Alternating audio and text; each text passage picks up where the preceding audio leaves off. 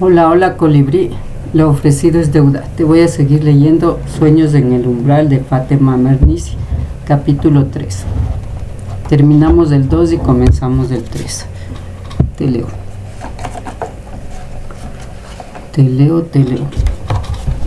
Me acomodo, me pongo más rectita, ya, recta. No quiero que se me vea la camisetita esta. Ay, caray. Ya.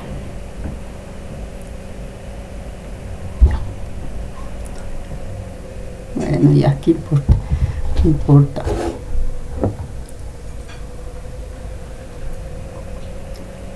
Como te ven, te tratan. Esa es la máxima de las personas que siempre hablan del amor propio y mencionan que el amor propio es vestirse adecuadamente para que los otros te respeten y te quieran. Los demás te empiezan a ver diferente. Ese mensaje no tiene nada de amor propio. Lo que te está induciendo es a usar caretas para que los otros te vean y te acepten y te aprueben. Te den el visto bueno. Vestirse para uno, por uno mismo. Y su mismidad y su maldición de la conciencia autorreflejada. Sí, es un chantaje ese. Me quiero para que me quieran. Me visto bonito para que los demás me miren de otra manera. Es un mensaje bastante debajo y todavía más bueno, esas personas que te aconsejan sobre eso se atribuyen el derecho a decir quiénes se aman a sí mismos y quiénes no se aman a sí mismos. Nadie tiene ese rol en la vida de estar juzgando. El amor es interior y nace de nuestro ser interior, desde nuestra propia interioridad. No es algo que se fabrica o se hace con maquillaje o con ropa, sino con esa aceptación de que uno es lo que es y está donde está. Capítulo 3. El harén francés. Ya vino el señor de los aguacates, ¿sabes? Con todo y rumor de la ciudad te voy a leer colibrí. La puerta de nuestra casa era hudud, una frontera bien definida, porque hacía falta permiso para entrar y para salir. Había que justificar cada movimiento e incluso... Vuelvo otro ratito, sí, chao, chao. Qué coincidencia, ¿no? Ya, comencemos de nuevo. La puerta de nuestra casa era hudud, una frontera bien definida porque hacía falta permiso para entrar y para salir. Había que justificar cada movimiento e incluso acercarse a la puerta era todo un trámite. Si una iba desde el patio, primero tenía que pasar por un corredor interminable y luego había de vérselas con Ahmed, el portero, que solía estar sentado en su regio diván, siempre con la bandeja de té al lado para invitar a quien fuera. Como el derecho de paso suponía invariablemente un proceso de negociación bastante complejo, invitaba a quien quisiera salir a sentarse junto a él en su importante diván o frente a él, debidamente relajado en un anticuado fauteuil de France, una especie de butaca dura y sin tapizar que él mismo había elegido en una inusual visita a la Joitia, el mercadillo de segunda mano. Ahmed solía tener al menor de sus 5 hijos en brazos porque cuidaba de ellos cuando su esposa Luza iba a trabajar. Luza era una cocinera excelente y aceptaba trabajos ocasionales fuera de nuestra casa cuando le pagaban bien. La entrada de nuestra casa era una gigantesca arcada de piedra con descomunales puertas de madera tallada. Separaba el harén de las mujeres de cuanto varón extraño se paseara por la calle. El honor y el prestigio de mi tío y de mi padre dependían de aquella separación, nos decían. Los niños podían salir siempre que los padres les diesen permiso, pero las mujeres adultas no. Despertaría al amanecer, decía mi madre, si pudiera salir a pasear por la mañana temprano cuando las calles están desiertas. A esa hora la luz debe ser azul o quizá rosada, como la del crepúsculo. ¿De qué color será la mañana en las calles desiertas y silenciosas? Nadie respondía a las preguntas de mi madre. En un harén las preguntas no se hacen necesariamente para recibir respuestas. Uno pregunta solo para comprender qué le ocurre. La libertad de recorrer las calles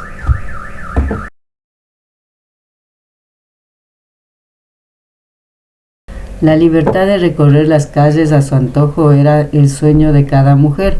En ocasiones señaladas, tía Javiva solía relatar su cuento más celebrado, trataba de la mujer con alas. Una mujer que podía irse volando del patio cuando le venía en gana. Siempre que tía Aviva nos contaba esta historia, las mujeres del patio se recogían el caftán, se lo sujetaban en el cinturón y bailaban con los brazos extendidos, como si fuesen a alzar vuelo. Mi prima Chama, que entonces tenía 16 años, me tuvo desconcertada durante años, porque me convenció de que todas las mujeres tenían las alas invisibles y que a mí me crecerían cuando fuese mayor. La puerta de nuestra casa nos protegía también de los extranjeros que estaban a pocos metros de distancia. En otra frontera igualmente concurrida y peligrosa, la que separaba nuestra ciudad antigua, la Medina, de la nueva ciudad francesa, la Ville Nouvelle, en ocasiones, perdón, un ratitito.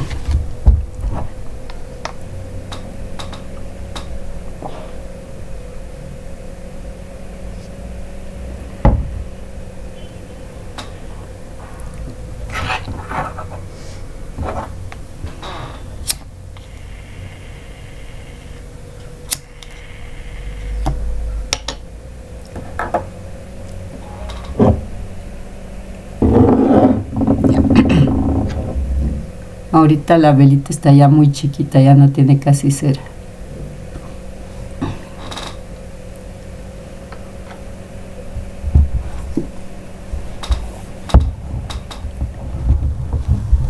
Ya se serenó mi vocecita. Vamos a ver si puedo seguirte leyendo.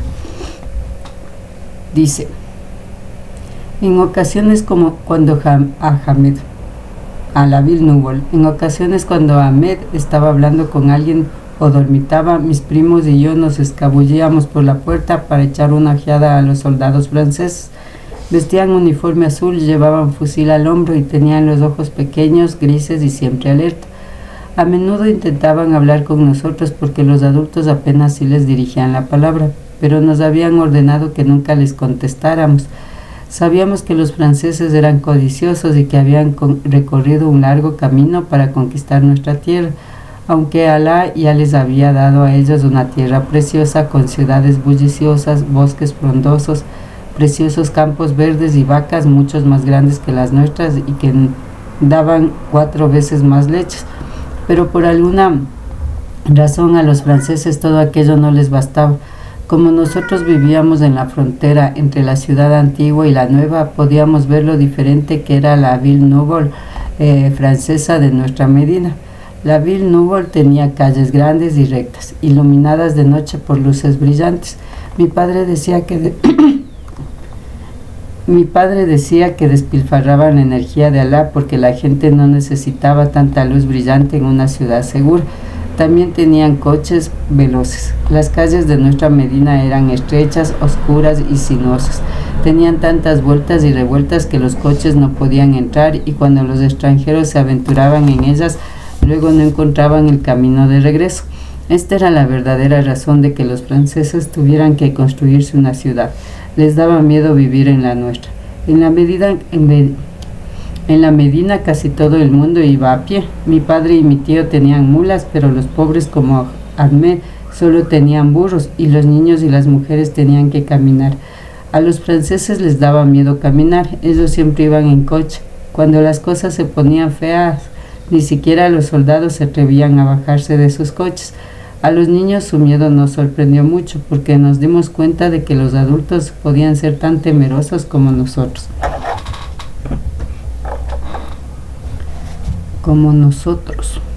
Y además aquellos adultos que tenían miedo estaban en el exterior, de modo que supuestamente eran libres.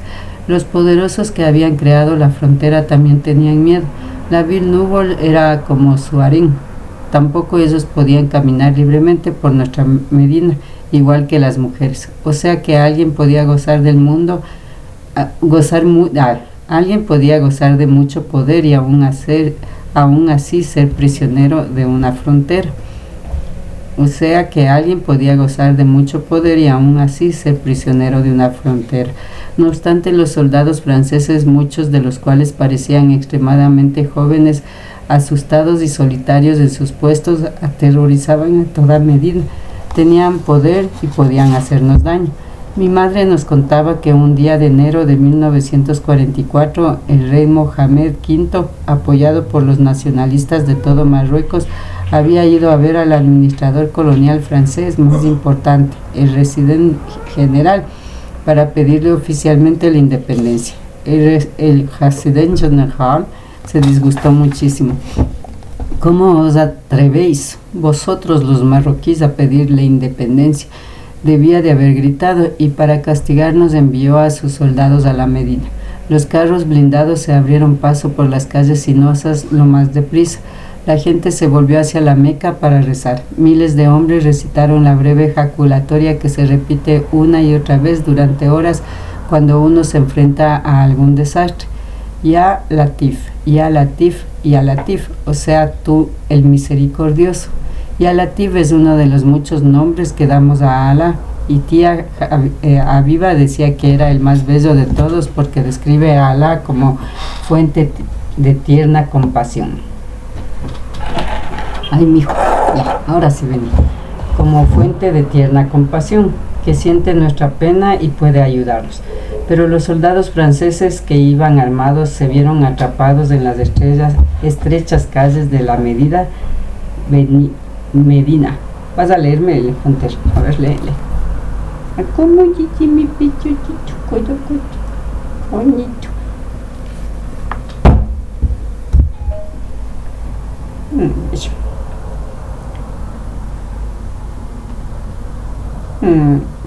Tan bonito, mi niñito. Pero el botón no es para que juegues, ¿no, huevito? Y ahora sí, te presento al Hunter. Hunter el más travieso. Una vueltita de popularidad. Hola, diga. Yo soy Hunter. A los tiempos que viene el Hunter, ¿no es cierto? Qué bonito. Te voy a leer con el Hunter ahí. A ver. Entonces, ¿dónde nos quedamos? Entonces, ya Alá y tía Aviva decía. Ya Latif es uno de los muchos nombres que damos a Alá, y tía Aviva decía que era el más bello de todos, porque describe a Alá como fuente de tierna compasión, que siente nuestra pena y puede ayudarnos. Pero los soldados franceses que iban armados se vieron atrapados en las estrechas calles de la Medina, rodeados por los cánticos de Ya Latif, repetidos miles de veces. Se pusieron nerviosos y perdieron el control. Abrieron luego contra la multitud de fieles, y en pocos minutos los cadáveres se amontonaban a la puerta de la mezquita mientras los cánticos continuaban en la nave del recinto.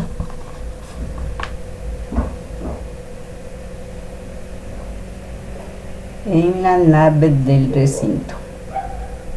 Mi madre nos contó que cuando aquello sucedió, Samir y yo teníamos apenas 4 años y que nadie se dio cuenta de que estábamos en la puerta mirando cómo se llevaban los cadáveres ensangrentados, todos vestidos con la chilaba blanca ceremonial. Tú y Samir tuvisteis pesadillas durante meses, dijo mi madre, y cada vez que veíais algo de color rojo corrías a esconderte. Tuvimos que llevarte al santuario de Mulay Idris muchos viernes seguidos para que los jerifes hombres santos celebraran para ti ritos protectores. Qué bonito, mi cochito.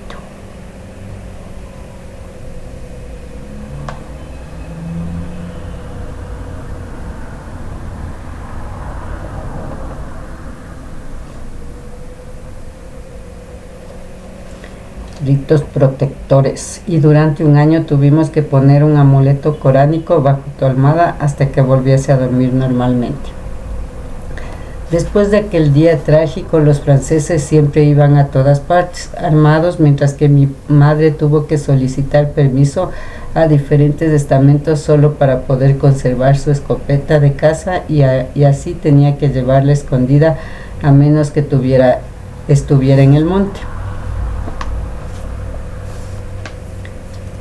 Todos estos sucesos me desconcertaron y hablé muchas veces de ellos con Yasmina, mi abuela materna, que vivía en una hermosa granja rodeada de vacas y ovejas e inmensos campos floridos, unos 100 kilómetros al oeste entre Fez y el océano.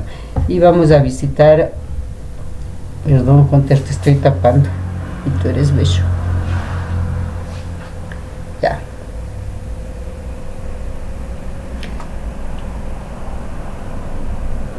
Íbamos a visitarla una vez al año y yo hablaba con ella de fronteras, de temores, de diferencias y del porqué de todo ello. Yasmina sabía mucho acerca del miedo, de toda clase de miedos. A menudo las primeras noches que pasaba en la granja de Yasmina no podía conciliar el sueño porque allí las fronteras no eran lo bastante definidas. Allí no había puertas cerradas, sino campos llanos e inmensos donde crecían las flores y por los que vagaban pacíficamente los animales.